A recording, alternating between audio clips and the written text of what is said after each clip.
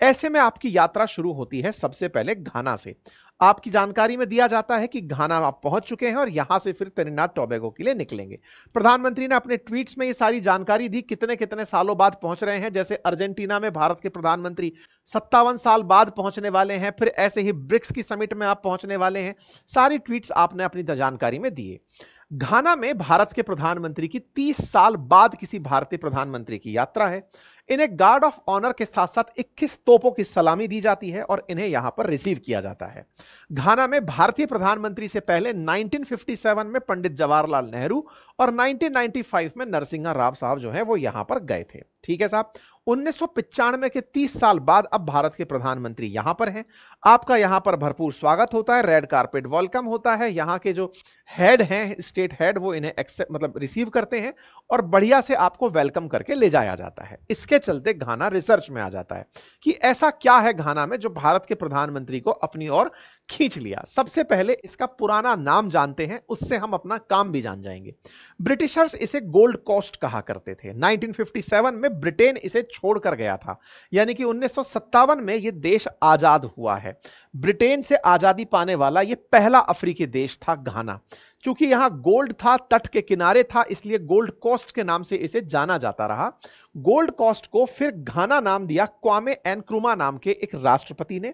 यहां पर काफी सारी प्रचलित विधाएं हैं, उनमें से मृतकों को कॉफीन में दफनाते समय कॉफीन के अलग अलग प्रकार के आकार यहां पर हमेशा चर्चा में रहते हैं। यहां की बहुतायत पॉपुलेशन ईसाई मान्यता को मानती है। 75% यहां की मान्यता ईसाई धर्म को मानती है, बाकी बचे लोग यहां पर बहुतायत में इस्लाम को मानते हैं। घाना भारत के साथ में एक अलग तरह का रिलेशन साझा करता है। संभवतः आप इस वर्ड से ही समझ गए हो कि यहां सोना बहुत मिलता है, तो भारत यहां से भरपूर सोना मंगाता है। घाना दुनिया में 7वां सबसे अधिक सोना उत्पादित करने वाला देश बना। भारत यहां से सोना इतना इंपोर्ट करता है कि हम इनके साथ व्यापार में व्यापारिक घाटे में रहते हैं। मतलब हम मंगाते अधिक सामान है, अपनी तरफ से कम सामान बेचते हैं। इस तरह से हमारे गोल्ड इंपोर्ट के अंदर घाना का महत्वपूर्ण योगदान है। गोल्ड के साथ साथ यहां पर कोको, जो कि चॉकलेट में और उपयोग में लिया जाने वाला एक पदार्थ है, वो भी यहां पर बहुतायत में उत्पादित होता है। और बॉक्साइट की बात की जाए तो कहा जाता है कि घाना में $460 बिलियन का बॉक्साइट, जो कि एल्यूमिनियम का ओर है, अयस्क है, वो यहां की खदानों में दबा हुआ है। ऐसे में दुनिया की नजर यहां के नेचुरल रिसोर्सेज पर रहती ही है। भारत के प्रधानमंत्री यहां पर पहुंचते हैं, यहां के साथ वार्ता होती है और देखा जाता है कि इस घाना में आकर के वो इको वॉश कंट्रीज जो हैं उन्हें एक साथ टैकल कर ले जाएंगे। ये इको वॉश 12 देश हैं जिनको एक साथ ट्रीट करने के लिए घाना की यात्रा की गई। भारत और घाना के बीच में अगर सांस्कृतिक एक्सचेंज की बात की जाए तो लगभग 15,000 भारतीय घाना में भी रहते हैं। साथ ही साथ भारत की बहुत सारी कंपनियों का घाना में निवेश है। भारत बहुत सारे लोगों को यहां पर ट्रेनिंग दिलाता है। लगभग 3.5 करोड़ की आबादी वाला यह घाना भारत से ट्रेन में मदद लेता है। भारत के द्वारा इंडो घाना पार्टनरशिप के माध्यम से ट्रेन रूट विकसित किया गया बुर्किना फासो के लिए। साथ ही साथ में कोविड के दौरान ऑपरेशन मैत्री के माध्यम से हमने वैक्सीन भी यहां पर भेजी थी, जिसे वैक्सीन मैत्री नाम दिया गया था। कोविड की वैक्सीन भी भारत के द्वारा यहां पर दी गई थी। राजधानी यहां की एक्रा है, जहां प्रधानमंत्री जब पहुंचे तो उन्हें 21 तोपों की सलामी दी गई। भारतीय लोग जो यहां रह रहे हैं वो होटल में आपसे मुलाकात किए। बाद में इन्होंने अपने जो इंडियन डायस्पोरा है उससे बातचीत की। प्रधानमंत्री ने कुछ ग्लिम्स भी साझा किए घाना में अपनी यात्रा के। यहां के जो हेड ऑफ स्टेट हैं उनसे मुलाकात के, और उन्हीं जानकारियों में आपने एक ट्वीट करके जानकारी दी कि हम यहां पर आ गए हैं क्रिटिकल मिनरल्स, डिफेंस और मैरीटाइम सिक्योरिटी की बातचीत करने के लिए। आप जब यहां क्रिटिकल मिनरल्स की बात करते हैं तो मिनरल्स सुर्खियों में आ जाते हैं, और उन मिनरल्स में गोल्ड तो एक मिनरल है ही, ऑयल भी यहां का एक मेजर सोर्स ऑफ एनर्जी है। ऐसे में ऑयल, हीरा, नेचुरल गैस, बॉक्साइट, इन सभी पर भारत की नजर बनी रहती है। हालांकि भारत बॉक्साइट का उत्पादक देश है, ऐसे में गोल्ड हमें यहां से प्रमुख रूप से इंपोर्ट करना होता है, और ऑयल के लिए भी हम यहां पर व्यापार करते रहे हैं।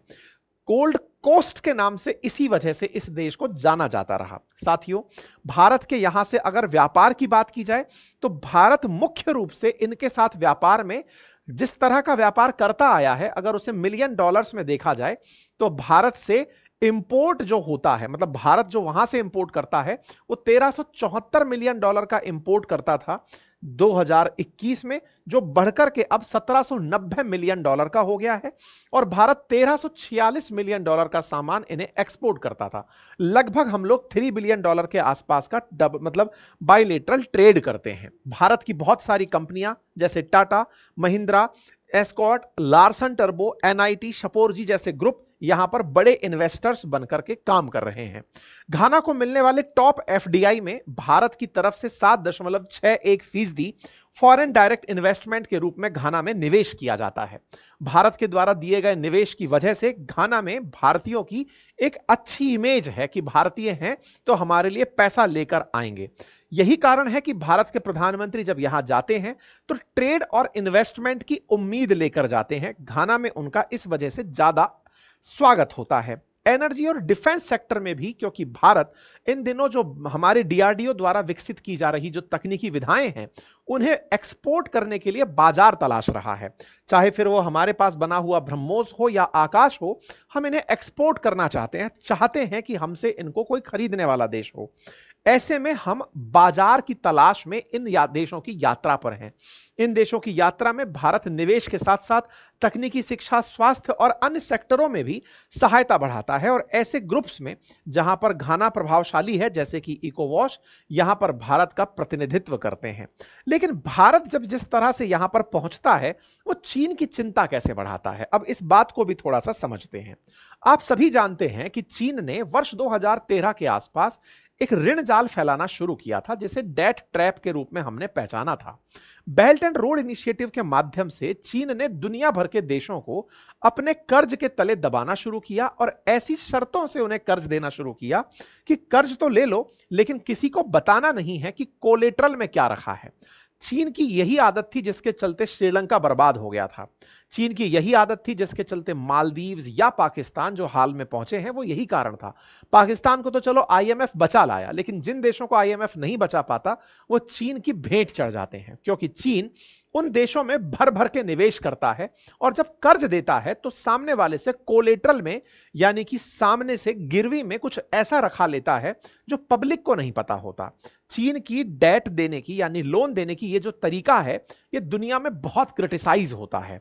जनरली जिन देशों में मतलब जिन जिन जिन जगहों पर सरकारें ये टाई अप करती हैं चीन के साथ, वो कभी इस बात को जनता को नहीं बताती, क्योंकि ये स्ट्रेटेजिक फैसले कहे जाते हैं कि हमने बदले में क्या गिरवी रख दिया है। आईएमएफ का मानना है कि घाना ने इनके साथ व्यापार करते हुए बहुत ज्यादा घाटा उठा लिया है। दुनिया के या फिर अफ्रीका के वो देश जो डेट ट्रैप में फंसे हैं, उन टॉप 10 में घाना भी एक देश है जो चीन के ऋण जाल में फंस चुका है। चीन ऋण की वसूली के नाम पर घाना के जो रिजर्व्स हैं, नेचुरल रिजर्व्स, जो चाहे वो गोल्ड के हों, ऑयल के हों या बॉक्साइट के हों, उन पर नजर गड़ाए बैठा हुआ है। तो चीन जिस तरह से घाना में ऑलरेडी पहुंचा हुआ है, भारत उसे काउंटर करने गया है। मैं एक तरीके से आपको समझाने के लिए तस्वीर दिखाता हूं। वर्ष 2000 में इस पूरे अफ्रीका में मेजर इन्वेस्टर हुआ करता था फ्रांस, क्योंकि फ्रांस का यहां पर लंबा चौड़ा शासन रहा। दूसरा इसी क्षेत्र का एक देश साउथ अफ्रीका, जो कि बड़ा निवेशक था। और तीसरा चाइना थोड़ा बहुत मात्रा में वर्ष 2000 के अंदर निवेशक हुआ करता था। 2020 में फ्रांस कहीं छिटपुट बचा है और चीन ने लगभग हर देश में अपना पैर फंसार दिया है। अफ्रीका फिर भी अपने सर्वाइवल में लगा हुआ है, साउथ अफ्रीका। इससे आप अंदाजा लगा सकते हैं कि चीन कितना एग्रेसिवली यहां पर इन्वेस्टमेंट कर रहा है। इन्वेस्टमेंट की तस्वीरों को घाना के साथ आप ऐसे देख सकते हैं कि वर्ष 2015 में शी जिनपिंग प्रेसिडेंट जॉन डमामी महामा के साथ मिले थे। मतलब ये वो घाना के प्रेसिडेंट हैं जिनसे शी जिनपिंग 2015 में, यानी 10 साल पहले मिल लिए। यही कारण है कि आज ये भी लाल रंग में रंगा हुआ आपको दिखाई देता है।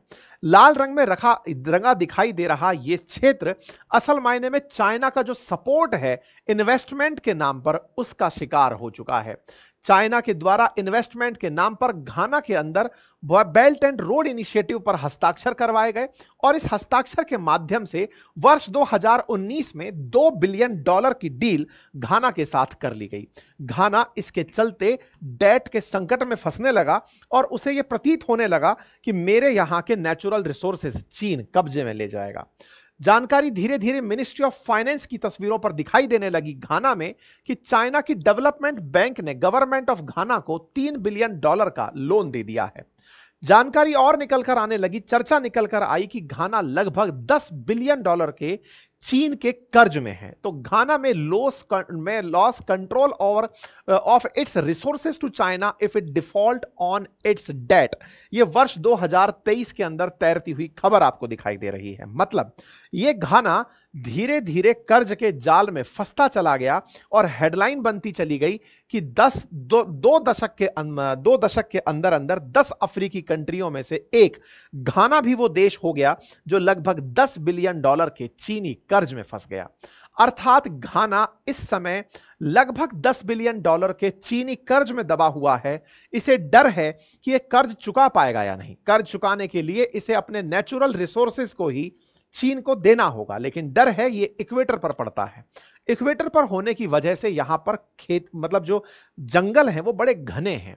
घने जंगलों की एक तस्वीर आप यहां पर देख सकते हैं। बिल्कुल अमेजन टाइप के जंगल यहां पर हैं और इन जंगलों के नीचे ही बॉक्साइट है, यानी एल्यूमिनियम का ओर है। चीन इसी बॉक्साइट पर अपनी नजर बनाए हुए है।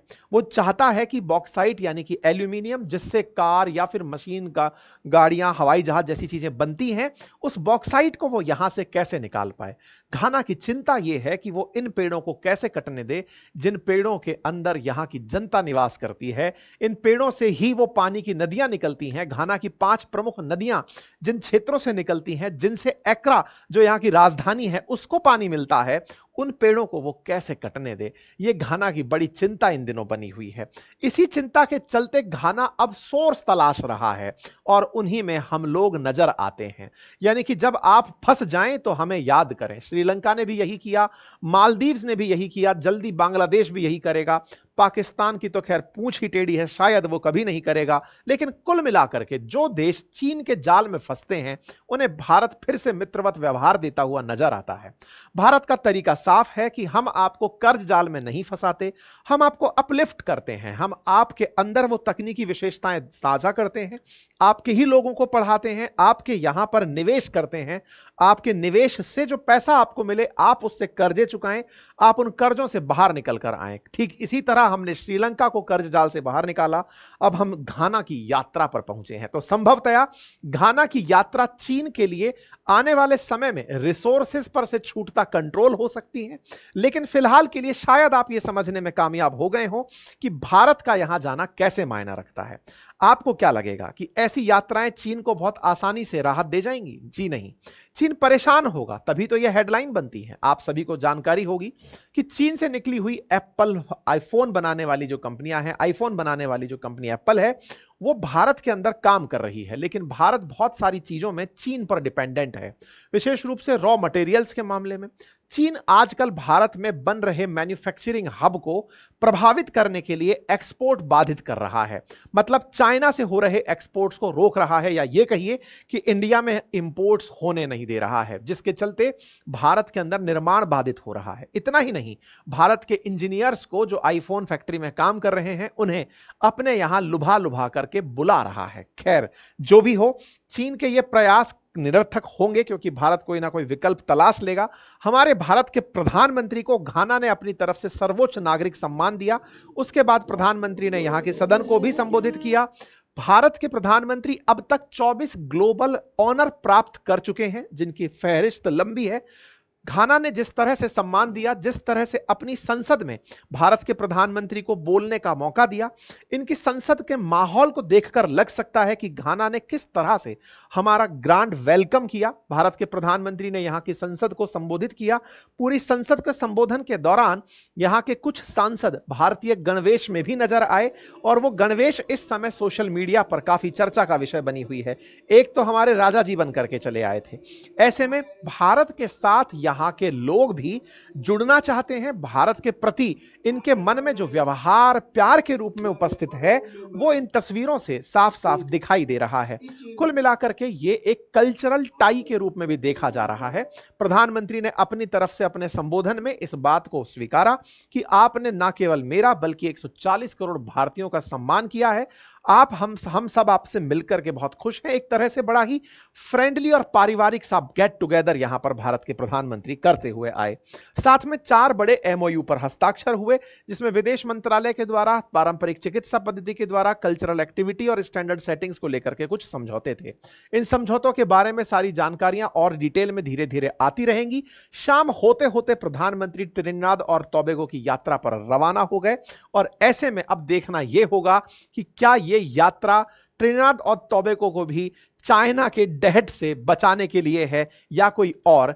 आने वाले समय में हम जरूर आपको इस बारे में अपडेट देंगे। अगर जानकारी आपको पसंद आई हो तो अपने साथियों से जरूर साझा करें। चैनल पर